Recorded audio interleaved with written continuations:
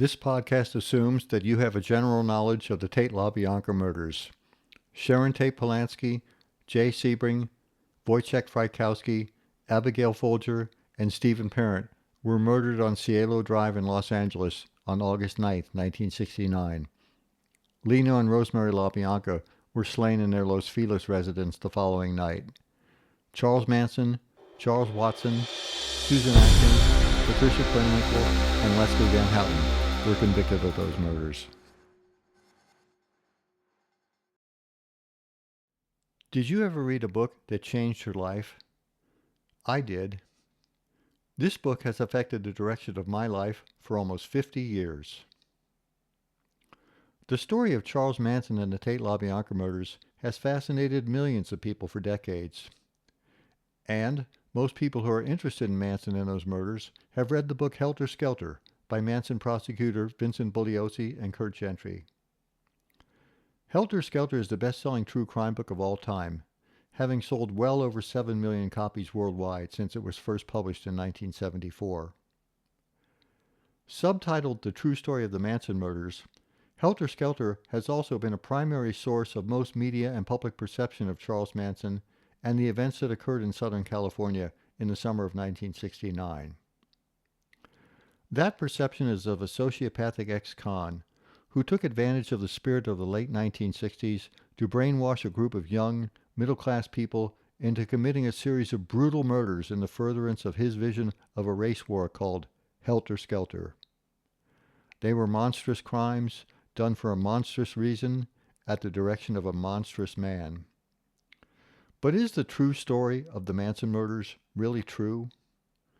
Were those murders really committed in order to start a race war?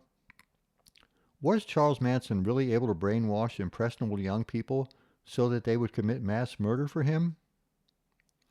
Or is there a more reasonable explanation for those murders? Because Helter Skelter was written by the prosecutor who successfully convicted Manson and his co-defendants, it is considered by many people to be the Bible of the Tate LaBianca murders. But after nearly half a century, it's time to change that.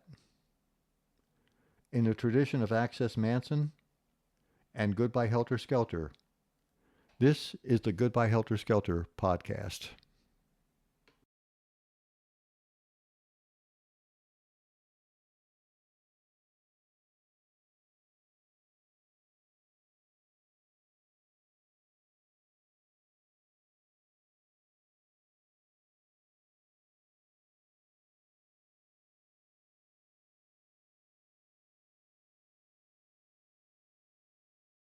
Hi, I'm the real George Stimson, and this is the second installment of the Goodbye Helter Skelter podcast.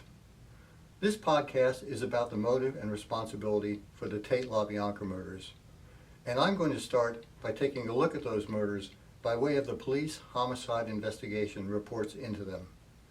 If you haven't yet read these reports, you really should. They give a detailed account of the initial police investigation into these crimes, and they're full of information and potential clues. And if you read Helter Skelter, much of the material will be familiar to you, as many parts of these reports were lifted practically verbatim and used in the book. That said, most of what is contained in the reports is not relative to the point of view here, since there is practically nothing that has anything to do with Charles Manson. The reports are, however, relevant to other students of the crimes who have reached different conclusions regarding the motive, and as such, they are worth a look. And they are very interesting.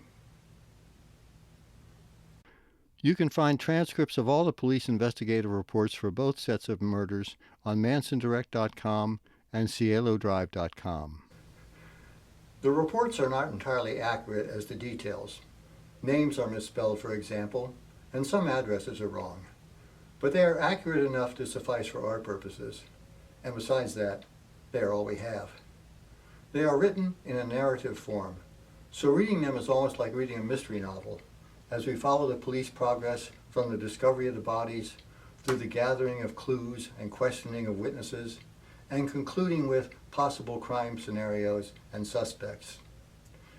But the reader of today has a great advantage over the police officers who wrote these reports, because we know how the murders happened, for the most part. Different opinions over the circumstances of these murders are one of the main things that keep people interested in them.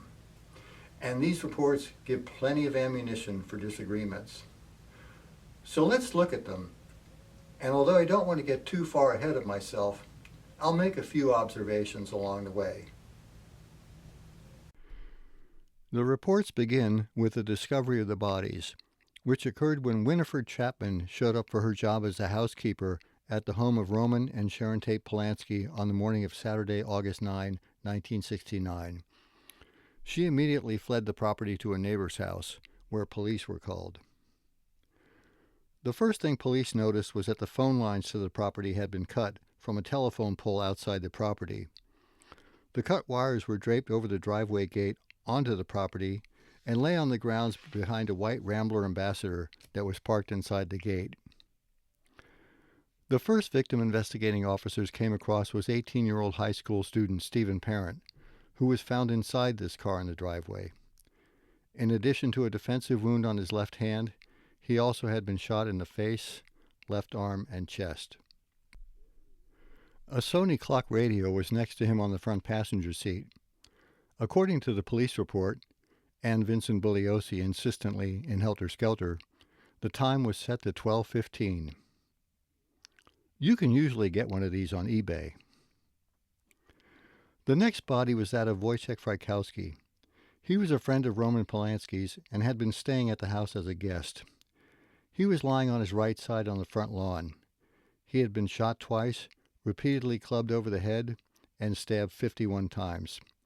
He was drenched in blood. Then they came across Abigail Folger, Frykowski's girlfriend, whose body was also on the front lawn. She had been stabbed 28 times and was also drenched in blood. Police entered the house through the ominous-looking front door.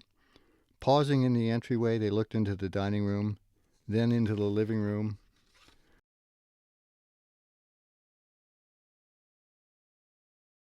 There they found TV and film actress Sharon Tate Polanski and her former boyfriend, Hollywood hairstylist Jay Sebring. Polanski was lying on her left side in front of the couch in the living room. 8.5 months pregnant, she wore a bikini-type nightgown. She had suffered 16 stab wounds and had dried blood over the entire body.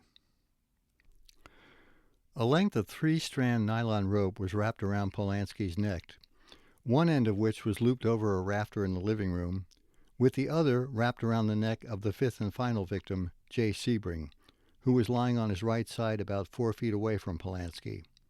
He had been beaten, shot once, and stabbed 7 times. A towel, looped under the rope around his neck, covered his head. One last individual was found on the estate alive, namely 19-year-old caretaker William Garretson, who resided in the guest house on the south side of the property.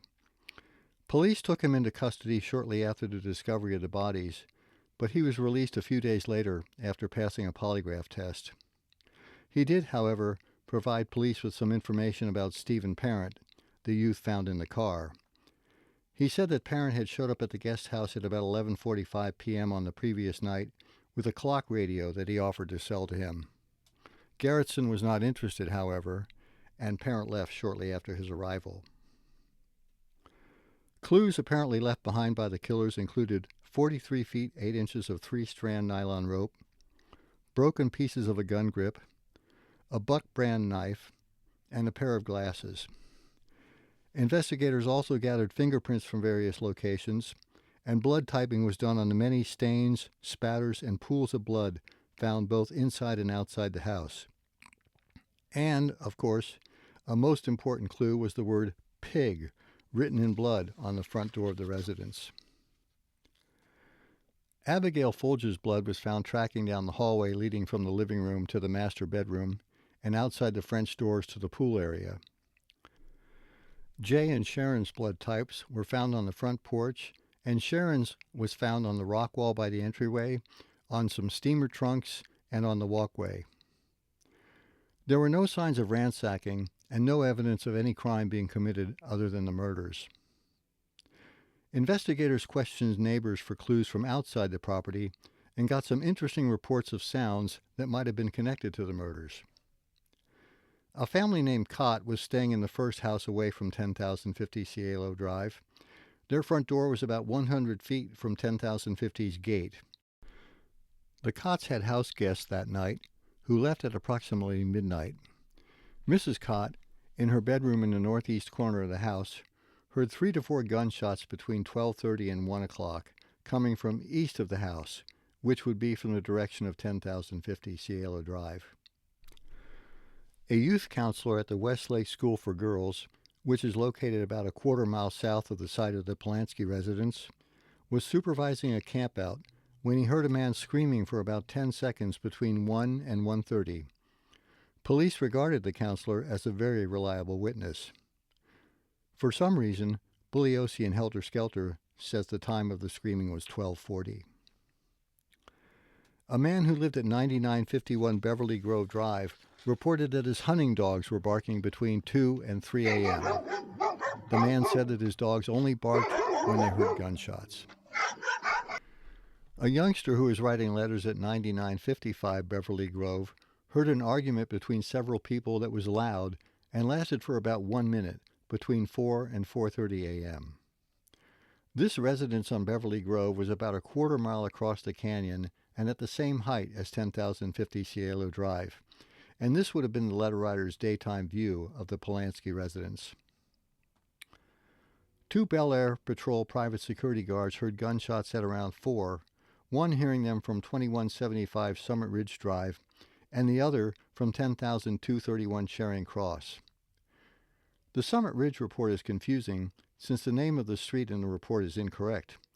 The sounds were actually heard from Summit Drive, and part of this confusion could be due to the fact that the two streets do intersect. As for Charing Cross, the address given is located over a mile away from Cielo Drive and is on the south side of Sunset Boulevard.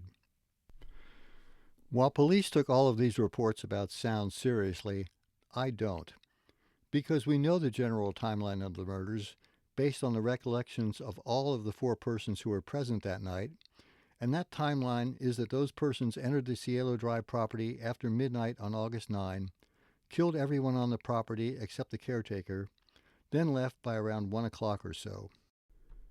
We know that the event started after midnight because the phones still worked when calls were completed then, and the Cotts' house guests left at about that time, and the killers had not arrived yet. And we also know about when the event concluded because of an incident that happened that is not included in the homicide report, specifically an encounter that a man named Rudy Weber had on Portola Drive with persons who were using his garden hose. That's because Weber and his encounter wouldn't be known to law enforcement until 3 months later. That encounter happened possibly at around 1 o'clock, and Weber got the correct license number of the vehicle the hosers were driving, so that's a pretty solid encounter. Not to mention that Susan Atkins corroborated it in her grand jury testimony of December 6, 1969. So, based on what we know about this crime timeline, it's reasonable to assume that Mrs. Cott heard the gunshots that felled Stephen Parent. The counselor at the Westlake School heard Wojciech Frykowski yelling as he exited the front door of the house at 10,050 Cielo Drive, and Rudy Weber encountered the killers on Portola Drive sometime around 1 o'clock after the murders had been committed and the perpetrators left the scene. As to the other reported sounds, I discount them. The man with the dogs didn't hear any gunshots. All he heard was his dogs barking. So despite his claim of his dog's singular barking habits, his is in reality just a barking dog report and is not really a gunshots report at all. The youth writing the letters: if I was at the scene of a quintuple murder in which I had some involvement, I would not get into a minute-long argument loud enough to be heard a quarter mile away. There were a lot of other houses around 9955 Beverly Grove, and on a hot night with windows open, it could have been anyone's argument that the boy heard. The gunshots heard by the security guards, if indeed they were gunshots, happened too far away and too late after the encounter at Rudy Weber's to have any bearing on the crime. Now, All of these events and times aren't important to us now, and in fact, they're not really important to our point of view at all, since Charles Manson was not present on the scene of this murder night. But we will inevitably come back to them later, as they do factor into other persons' theories of the crime. But when it comes to my theories of the crimes, I'm going to stick with as much as possible with what we know, and not with what we might surmise, suspect, imagine, or conjure. And when I can't know something, I'll try to determine the truth through common sense and a determination of reasonableness.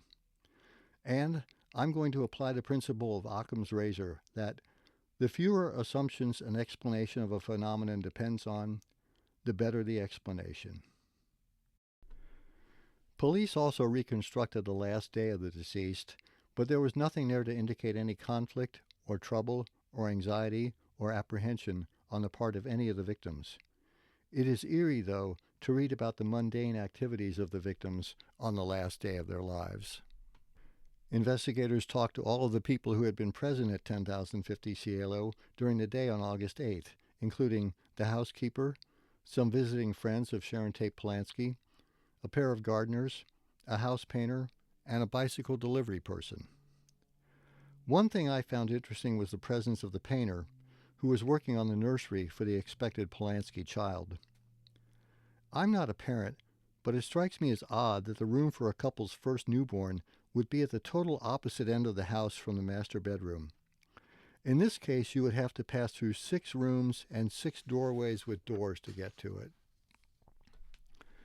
And speaking of the now demolished house on Cielo Drive, somebody should really build a true scale model of that house and property, the structures inside and out, the grounds, the perimeters, everything, so that students of the crime can go there and get a true feel of the logistics of the place. You could probably even make money off of it. I'll give you that for free. But in the meantime, here's a good presentation of the layout. The last known activity from the property were 2 phone calls at around midnight, one from Frykowski to his artist friend Witold K., and one from parent to a friend. These midnight calls meant that the phone lines hadn't been cut by then.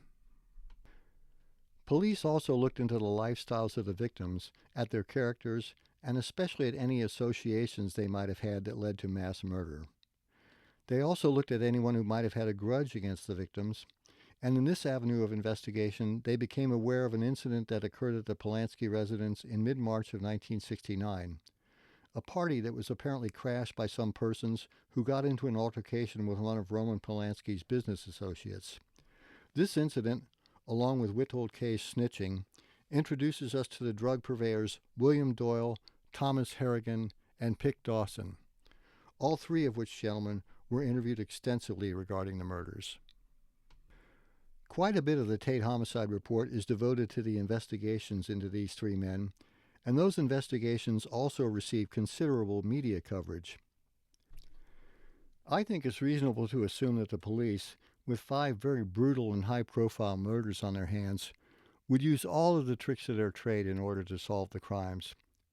So I think it's also reasonable to assume that they leaned on Doyle, Harrigan, and Dawson pretty hard, and it's clear that they agreed to overlook any lesser charges that might be brought against the 3 as an exchange for honest information.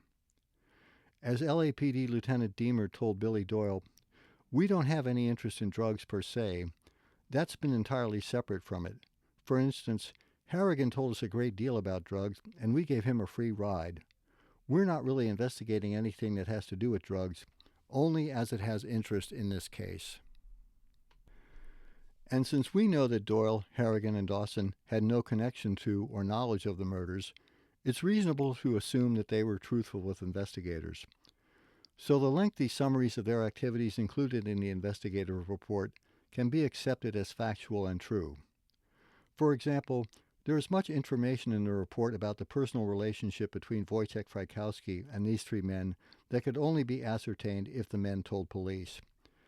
When the report states that it is known that Harrigan supplied MDA to victim Frykowski, we can assume that it is known because Harrigan himself told investigators that he supplied MDA to Frykowski. No one else would have known that.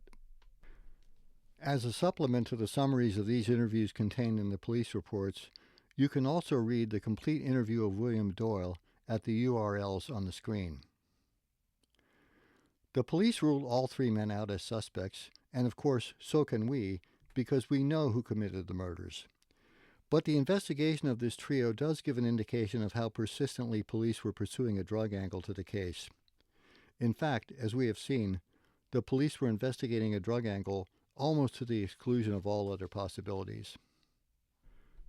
After analyzing all of the evidence, and based on their combined decades of experience in investigating crimes, the homicide team offered three possible scenarios of the murders. 1. The murders were committed by hired killers. They cut the wires first and killed Stephen Parent first. 2. Drug deal gone wrong, in which case Parent was killed last and then the wires were cut. There were three sub-scenarios under this heading. A. There was a narcotics party where one person freaked out and killed another person and then had to kill everybody else to cover up. Or B. There was a narcotics delivery that didn't go through and someone got mad enough about it to commit the murders. Or C. A person delivering narcotics decided to rip off the buyers and kill everybody. The third major hypothesis was a residential robbery gone wrong, in which case Parent was killed last and then the wires were cut. With the advantage of hindsight, we know that the first scenario is the closest to the truth. The people who went to Cielo Drive on August 9 went there with the intent of killing everybody at the residence. But they weren't hired to kill, nor were they ordered to do so. And the order of events is correct as we understand it, based on all of the testimonies of all of the people present. The second scenario is still very popular, though, and when the time comes, we'll be delving into that. The third scenario about a residential robbery seems the least plausible, especially at a residence with no valuables and from which no valuables were taken. Despite some sloppy housekeeping, there were no signs of ransacking. 4 residents had been present. You would have to be a pretty ambitious robber to take on that many people. And the timeline is incorrect. With everybody dead on the property, why would anyone bother to cut the phone wires? But notice again that a drug deal gone wrong is one of the 3 initial theories. In fact, it was a favored theory of many cops working on the case, as Bugliosi points out in his recollecting of a Tate case detective dismissing a lead that would have led police to the killers. The first homicide investigation report was completed at the end of August. As for possible suspects, caretaker Garrettson was ruled out after taking a polygraph test. So were Doyle, Harrigan, and Dawson. There were no active suspects. The next investigative report was completed by mid-October. In it was a detailed account of an extensive search for the source of the glasses that went absolutely nowhere. The fruitless investigations into Doyle, Harrigan, and Dawson were fleshed out. Investigators traveled a lot and spoke with a lot of people, some of them nuts. They interviewed the downward trending actor Troy Donahue. Out of all of this, they developed no new leads and no suspects. They were looking everywhere they could, but after more than 2 months, the Tate investigators were nowhere near knowing who was responsible for the homicides at 10,050 Cielo Drive.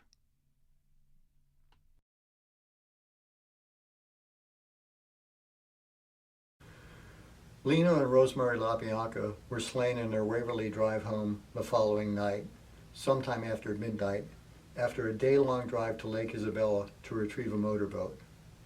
But their bodies were not discovered until the night after that. Their children discovered the bodies after entering the house while investigating the couple's non-responsiveness. Upon entering the house, police discovered Lena LaBianca's body on the floor in front of the couch in the living room.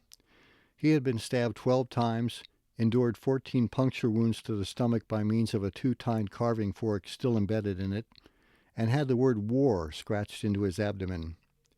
His hands were tied behind his back with a leather thong, and a pillowcase was secured around his neck with an electric cord. Rosemary LaBianca was found in the master bedroom, stabbed 41 times. She too had a pillowcase secured around her neck with an electric cord. Her hands were not tied. Police concluded that the murder weapon was a kitchen knife. It and the two-tined carving fork were from LaBianca's kitchen. As in the night before on Cielo Drive, most significant clues included the words "Rise," "Death to Pigs," and "Helter Skelter," written on the walls and refrigerator with the victim's blood. The latter surfaced some distance away from the blood source, which was lino. Although the house was somewhat cluttered, there was no evidence of ransacking. Nothing was determined to be missing other than Rosemary LaBianca's wallet. A large coin collection and assortment of collectible firearms were not touched. As for determining the time of the murders, a vendor who sold the LaBiancas a newspaper from his stand as they returned from Lake Isabella towing the boat told investigators that he saw them a little before 2 a.m. He said that the newspaper contained news of the murders on Cielo Drive the previous night, and that Rosemary LaBianca had been very upset about it. Her own murder happened shortly after that. Investigators looked into the victims' personal and business relationships, but couldn't come up with anything that would seriously indicate that they would be murdered. Lino's finances were a mess. He had been embezzling from the grocery store chain he co-owned for years and had numerous other financial arrangements of dubious integrity. He gambled heavily. He owned 8 racehorses, and he owned or had interest in several real estate properties. There is much detail in the LaBianca investigative reports regarding the leads that the police were following, and it does make for interesting reading. But ultimately, we can discard all of it because we know who the killers were, and they had no past connections with the couple. Lino and Rosemary LaBianca were random victims. The first investigative report listed the following persons as suspects: Rosemary LaBianca's daughter from a previous marriage, the daughter's boyfriend, a friend of his, and friends of the son of Rosemary LaBianca by a previous marriage, all of whom were eliminated as suspects after taking polygraph tests. Other suspects included more friends of the boyfriend, a gardener who had been fired, 2 male Negro burglary suspects, a disgruntled fired employee from Lino's food market chain, and an apparently unstable neighbor who lived next door at 3267 Waverly Drive, hereinafter referred to as the True House. All of these people were either cleared outright or the investigations into them went nowhere. In total, almost 160 people were interviewed. The second LaBianca report was completed in mid-October. It contained extensive biographical information on the victims, as well as an extensive summary of Lino's sloppy financial affairs. And it ended with a list of 10 suspects, not 11 as mentioned in Helter Skelter, where one suspect was apparently counted twice. They included a burglar in Blythe, California, who wrote "pigs" in red ink on the wall of one of his break-ins, a fellow who gave a stolen gun to the boyfriend of Rosemary LaBianca's daughter, the drug-addicted husband of someone Lino loaned $450 to, and one of Lino's bookies. All of these individuals were either cleared after questioning or could not be located. But the last suspect on the list was not cleared. That suspect was Charles Manson. The details of why Charles Manson was named as a suspect are lengthy and seemingly complicated, but the details are well worth reading in their entirety. They note the similarities between the LaBianca murders and those at the Cielo Drive house, and then tie both murders into yet another homicide, that of Gary Hinman, which occurred in Topanga Canyon in late July of 1969. Similarities included multiple stab wounds and slashing, pillows over victims' faces, and, most importantly, words written on the walls in victims' blood, all containing some reference to pigs. A suspect was already in custody for the Hinman murder, and it was through investigating this suspect that authorities focused on associates of his who lived at a rundown movie ranch on the outskirts of Los Angeles in Chatsworth in the San Fernando Valley. One of those associates was Charles Manson.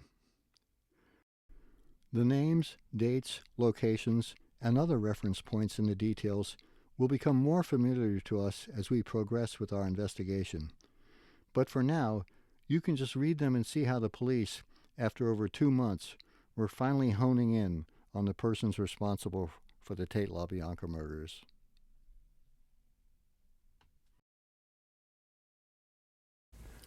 Thus, the bare bones of the Tate LaBianca murders, just about up to the point where they were solved.